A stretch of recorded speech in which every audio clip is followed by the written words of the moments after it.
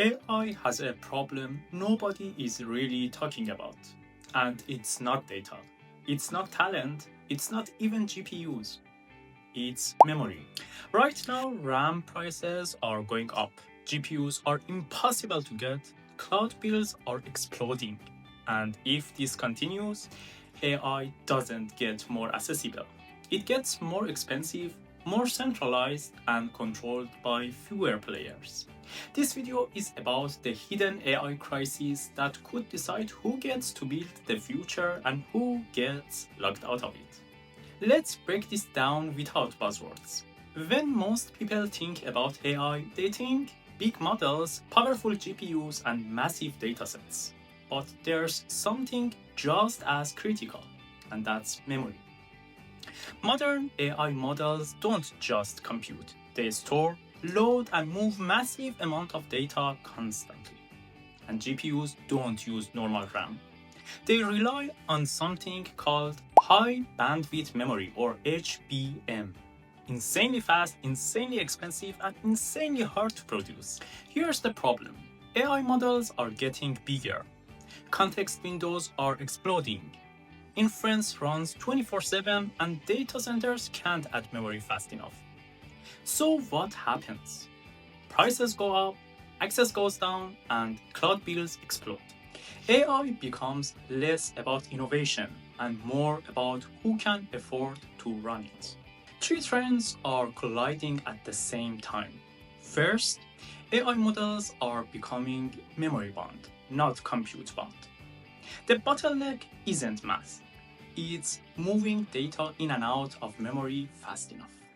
Second, every serious AI workload wants GPUs, and every serious GPU wants premium memory. That's why companies like Nvidia don't just sell chips anymore. They sell entire systems tightly coupled with memory. Third, data centers scale slowly. You can't just spin up new memory fabs overnight. So demand spikes instantly. Supply crawls forward. That gap? That's where prices explode. Now who gets hurt the most? This is the part most AI hype videos ignore, because the pain doesn't hit big tech first. It hits the startups that rely on cloud credits, indie hackers running side projects, open source teams training public models, universities and researchers with limited grants, and small SaaS companies adding AI features. When compute was cheap, experimentation was free. When memory is scarce, only profitable or funded ideas survive, and that quietly kills innovation. Not because ideas are bad, but because they can't afford to exist. Now let's flip the lens. Whenever there's a constraint, someone benefits. The winners here are GPU and memory manufacturers, cloud providers selling premium AI tiers, infrastructure startups optimizing deployment, teams that build efficient models, not massive ones, and edge AI companies running models locally. Basically, if you sell shovels in a gold rush, you win.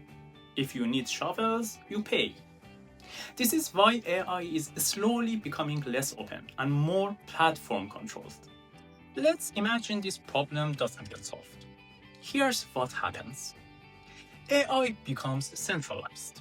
A few companies control most models, innovation slows, prices rise, access becomes gated.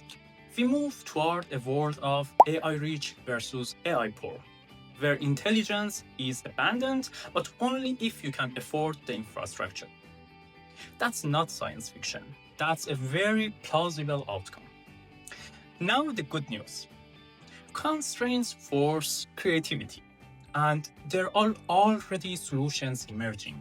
For example, new memory architectures, smaller, smarter models, quantization, pruning, distillation, local and on-device AI, edge computing, and hybrid cloud plus local setups. Instead of bigger models, we get better models. Instead of centralized intelligence, we get distributed intelligence. Cheaper, faster, more personal. This is the version of AI I'm actually excited about. If you're a builder, engineer, or founder, this matters now. Here's how to stay ahead. First, learn efficiency, not just prompts. Understand memory latency, inference costs. Then, treat compute like money because it is. Every model choice has a cost. Build lean AI, smaller models, task-specific models, smart trade-offs. Don't depend on cheap cloud forever. That era is ending. And at last, build leverage. Own your workflows, own your infra decisions. The next wave of winners won't be the ones with the biggest GPUs. They'll be the ones who understand constraints best. Let me leave you with this. The next generation of winners won't build bigger models. They'll build smarter ones. AI's future won't be decided by raw power. It'll be decided by efficiency, architecture, and taste in engineering decisions. If you understand that early, you're already ahead. Now, if you found this useful, share it with someone building in AI. And if you want more videos like this, where we talk about how tech really works, not just hype, you know what to do. Till next time. Bye.